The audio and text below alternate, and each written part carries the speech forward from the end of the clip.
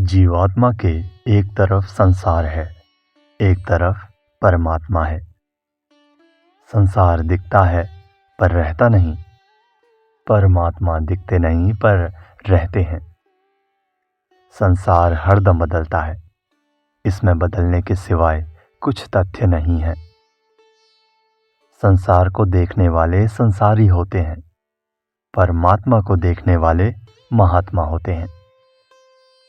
बदलने वाले संसार से मिलकर लोग मुफ्त में दुख पाते हैं। ये मूर्खता सत्संग से मिटती है। आपके पास लाखों रुपए हैं, पर आप उन्हें खर्च नहीं करते, और मेरे पास एक कौड़ी भी नहीं है, तो आप में मुझ में क्या फर्क हुआ? फर्क तो खर्च करने में है। सत्संग में हम धन से भी ऊंची चीज कमाते हैं, जिससे धन हमारा दास हो जाता है और हम मालिक।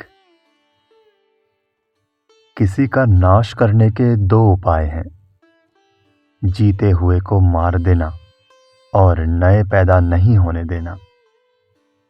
वर्तमान में गायों का नाश कर रहे हैं और गौरक्षक हिंदुओं के पैदा होने में परिवार नियोजन द्वारा रोक लगा रहे हैं। गायों के रक्तादि से बनने वाली दवाएं खा खाकर लोगों के अंतःकरण अशुद्ध हो गए हैं, इसलिए उन्हें गायों पर दया नहीं आती। ब्राह्मण तो कुपात्र हो सकता है, पर गाय नहीं। इस समय ब्राह्मणत्व और गाय की रक्षा की बड़ी आवश्यकता है। परम शांति बहुत सुगमता से प्राप्त हो सकती है। जैसे गोद जाने पर, साधु होने पर, विवाह होने पर पहला संबंध छोड़कर नया संबंध मान लेते हैं, ऐसे ही आप मान लें कि हम संसार के नहीं हैं, परमात्मा के हैं। सब काम करें, पर न्याय युक्त करें और भगवान का समझ कर करें। इस पंचामृत का पालन करें।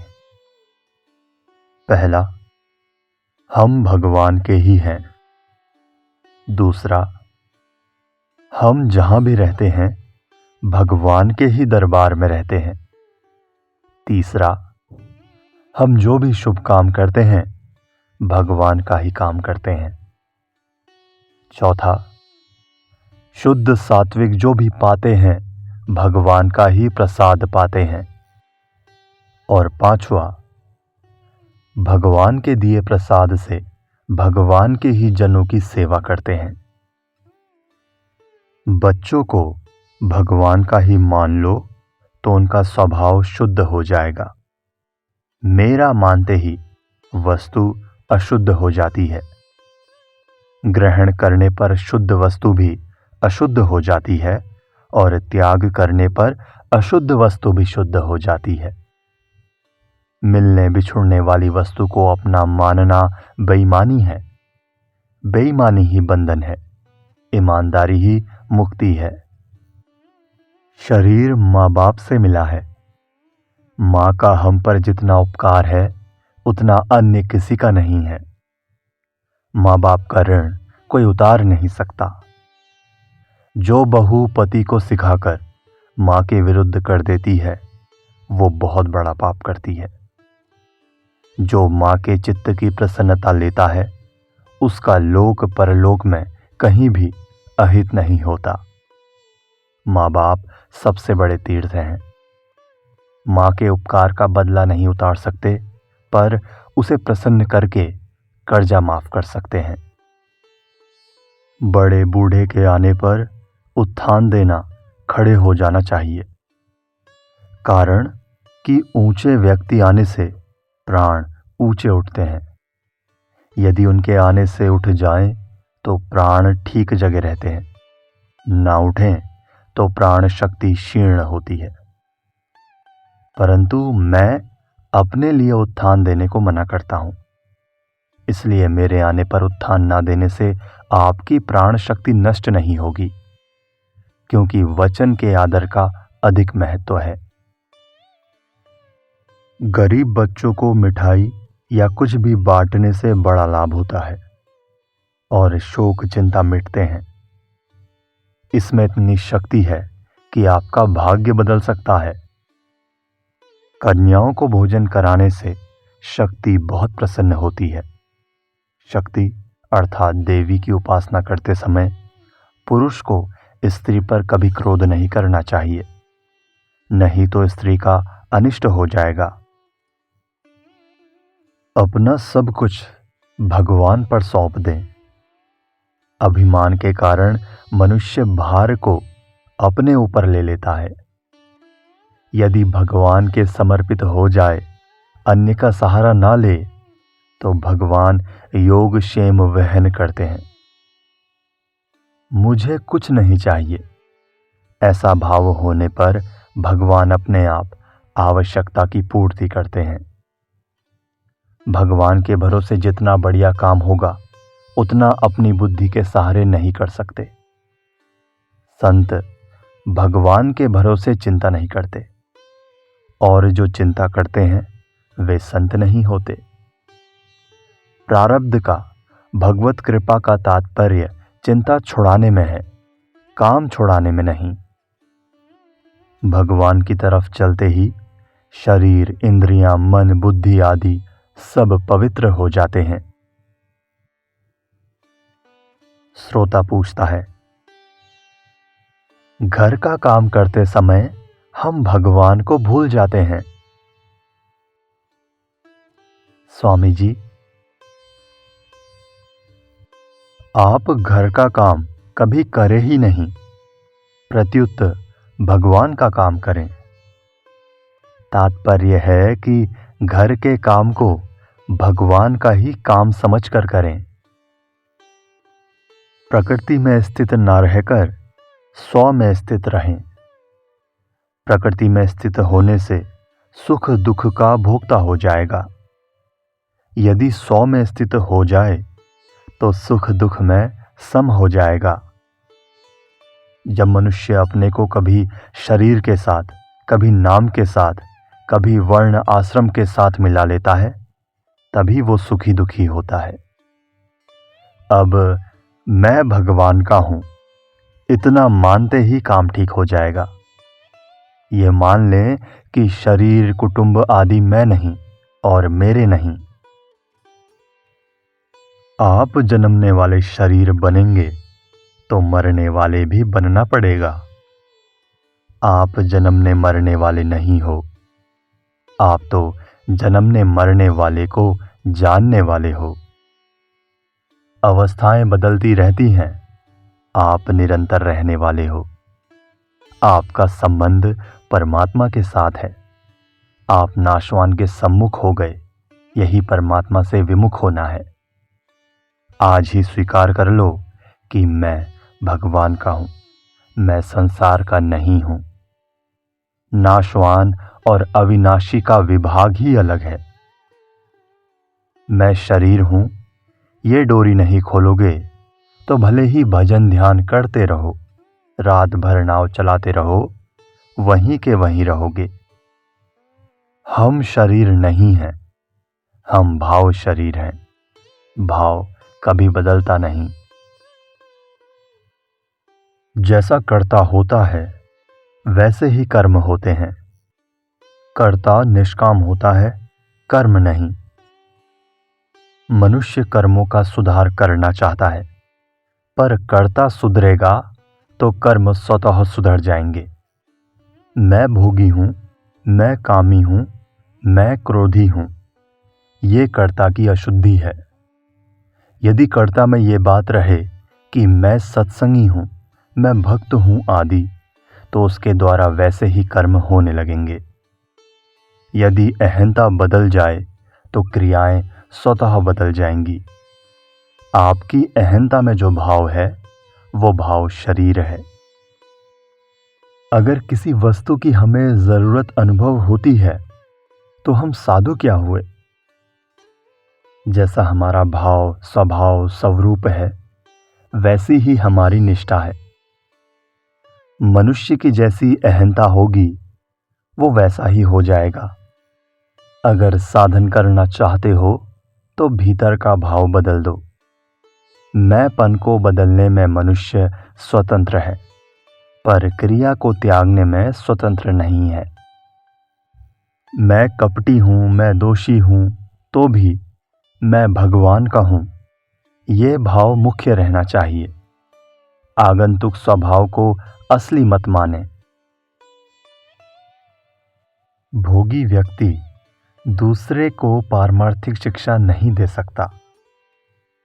त्यागी व्यक्ति ही त्याग सिखा सकता है। आप दूसरे को पतन से तब बचाएंगे जब खुद का पतन ना हो। जो अपना उत्थान नहीं चाहता, उसका उत्थान दूसरा कैसे करेगा? पहले अपना उद्धार करो। धनी को खराब मानने वाले खुद धनी बनना चाहते हैं या निर्धन? अपने कर्तव्य का पालन करो। हमारा कर्तव्य दूसरों को सुख पहुंचाने के लिए है। कर्मयोग की दृष्टि से संसार ही इष्ट देव है। भक्ति में इष्ट देव भगवान है। भक्ति बहुत सुगम एवं शीघ्र सिद्धिदायक है। ज्ञान में इष्ट देव ब्रह्म है। भक्ति में वासुदेवः सर्वम, सब कुछ भगवान ही है कि सिद्धि में खास बाधा है किसी को भी बुरा मानना। किसी भी प्राणी को बुरा मानना और उसकी बुराई करना, देखना, सुनना एवं बोलना, ये खास बाधा है। ये नियम ले लो कि किसी को भी बुरा नहीं समझेंगे तो आप बुराई से रहित हो जाओगे। कारण कि जो बुराई दिखती है वो आगंतुक है, स्वरूप से कोई बुरा नहीं है। मुंह पर साबुन लगाने से चेहरा खराब दिखता है, पर वास्तव में चेहरा वैसा है क्या? अतः वास्तव में भीतर से कोई बुरा नहीं है। दूसरी बात ये कि कोई बुराई दिखे तो ऐसा समझें कि भगवान कलयुग की लीला कर रहे हैं। वे जैसा अवतार लेते हैं वैसी ही लीला करते हैं। आपको परमात्मा की प्राप्ति करनी हो तो दूसरे में बुराई मत देखो। किसी को बुरा समझना, उसका भी बुरा करना है और अपना भी। सब जग ईश्वर रूप है, दोष आपकी भावना में है। अपना कल्याण चाहते हो तो किसी को भी दोषी मत मानो, ना अपने स्वरूप को दोषी मानो, ना दूसरे को। साधक निर्दोषता का आदर करता है, दोषों का नहीं। हिंदू, मुसलमान, ईसाई, स्त्री, पुरुष आदि सब शरीर है। शरीर से आगे हिंदू, मुसलमान आदि कुछ नहीं है। प्रत्युत ईश्वर का अंश है, स्वयं ईश्वर का अंश है। स्वभाव कारण शरीर में रहता है, स्वयं में नहीं। बर्ताव शरीर के अनुसार करो, पर अपने को शरीर न मानकर भगवान का मानो। सत्संगी शरीर नहीं होता। शरीर को मत देखो, सत्संगी को देखो। मैं सत्संगी हूं, ये भाव शरीर है। भाव शरीर मुख्य है, स्थूल शरीर गौण है। टिकने वाले को देखो, मिटने वाले को मत देखो। मिटने वाले दोषों को देखोगे तो कल्याण कैसे होगा? संसार परमात्मा का स्वरूप है और मैं सेवक हूं, ये भाव दृढ़ कर लो। मैं सेवक सचराचर रूप स्वामी भगवंत मानस। सेवा के सिवाय किसी से कुछ मतलब नहीं। सेवा वही करनी है जो शास्त्र विरुद्ध नहीं हो, न्याय युक्त हो, धर्म युक्त हो और जिसे हम कर सकते हो। अपने में योग्यता हो और सेव्य न्यायुक्त सेवा चाहे। तात्पर्य है कि सेवा विवेक और सामर्थ्य के अनुसार हो। भीतर में सेवा का भाव हो। भाव असीम होता है। किसी का बुरा न चाहना बड़ी सेवा, बड़ी भारी सेवा है। पहली सेवा है किसी का बुरा न चाहना, और दूसरी सेवा है दूसरे को सुख पहुंचाना। दूसरे के दुख में करुणित हो जाओ तो उसकी सेवा हो गई। संत किसी का भी बुरा नहीं चाहते। भगवान राम ने रावण को मार दिया पर उसका बुरा नहीं किया। आप ईश्वर के अंश हो, अतः दूसरे के प्रति जैसी भावना करोगे वैसा ही दूसरा हो जाएगा। भावना का असर पड़ता है। जैसे भोजन का भाव होने से मुख में पानी आ जाता है। भलाई स्वतः सिद्ध है, बुराई पकड़ी हुई है। साधक के भाव का दूसरे पर असर पड़ता है। जितना सदाचारी सद्गुणी साधक होगा उतना ही उसका संकल्प सत्य होगा। असर उस पर पड़ेगा जो अपने को शरीर मानता है। कारण कि दोष शरीर में आते हैं। आप शरीर से असंग हो जाओ तो दूसरे की बुरी भावना आप पर असर नहीं करेगी। आकर्षण सजातीयता में होता है। आप में दोष होगा तो दोष को पकड़ेगा। राम जी पर खर दूषण आदि कईयों ने बुरी भावना की पर उन पर कोई असर पड़ा ही नहीं। अंतःकरण शुद्ध होगा तो अवगुणों को जल्दी पकड़ेगा। स्वतः काम में ना आने वाली होने से रुपया सबसे रद्दी चीज है। जो रुपयों को बड़ा मानता है उसकी बुद्धि भ्रष्ट हो जाती है। सदुपयोग किया जाए तो सभी वस्तुएं श्रेष्ठ हो जाती हैं। दुरुपयोग किया जाए तो सभी वस्तुएं निकृष्ट हो जाती हैं। रुपयों से स्वतंत्रता नहीं होती, प्रत्युत महान परतंत्रता होती है। कारण कि रुपये आपके अधीन हैं, आपके कमाए हुए हैं। रुपयों से आपकी प्रतिष्ठा नहीं होती, प्रत्युत फजीती होती है। आपकी इज्जत जड़ के अधीन नहीं है। आप लखपति करोड़पति होने में अपनी इज्जत मानते हो तो यह इज्जत आपको निर्धनों ने दी है, धनवानों ने नहीं। किसी गांव में सभी लखपति हों, कोई निर्धन ना हो तो क्या वहां लखपति की कोई इज्जत होगी? इसी तरह मूर्खों के कारण ही विद्वान की इज्जत है। हाँ, फर्क यह है कि धनवान तो दूसरों को निर्धन बनाता है पर विद्वान दूसरों को मूर्ख नहीं बनाता।